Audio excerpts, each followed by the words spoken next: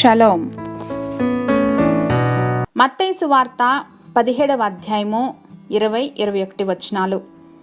The gospel according to Matthew chapter 17 versus 20 and 21. మీకు ఆవగింజంత విశ్వాసం ఉండిన ఎడల ఈ కొండను చూచి ఇక్కడి నుండి అక్కడికి పొమ్మనగానే అది పోవును. మీకు అసాధ్యమైనది ఏదీ ఉండదని నిశ్చయముగా మీతో చెప్పుచున్నానని వారితో అనెను.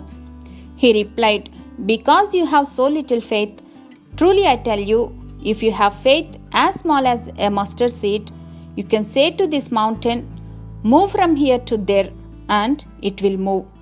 Nothing will be impossible for you." ఆవగింజంత విశ్వాసం ఉంటే చాలంట, మనకు అసాధ్యమైనది ఏదీ ఉండదట. ఎంత ఆశీర్వాదకరమైనటువంటి ప్రోత్సాహం! ఎక్కడైనా పర్వతాలు వెళ్ళి సముద్రంలో పడటం విన్నామా?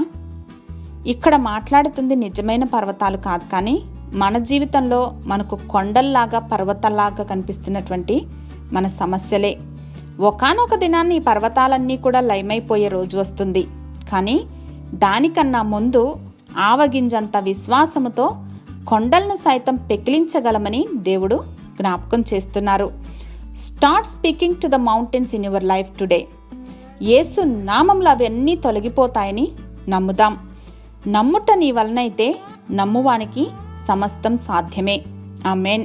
కొన్ని సమయాల్లో మన ముందున్న స్టాటిస్టిక్స్ చూసి లేదా మనుషుల జ్ఞానమును బట్టి దేవుని శక్తిని పరిమితం చేసి విశ్వాసాన్ని చూపించలేక సతమతమైపోతూ ఉంటాం. ఏమీ పర్వాలేదు. మన సందిగ్ధతను కూడా సంకోచం లేకుండా దేవుని ముందుంచి విశ్వాసం కొరకు బలపరచమని అడుగుదాం. ఆ దేవాది దేవుడు మన బలహీనతలను కూడా ఎరిగినవాడు. అందుకని ఈరోజు జస్ట్ ఆవగింజంత విశ్వాసం చూపు చాలు అంటున్నారు. హల్లెలూయా.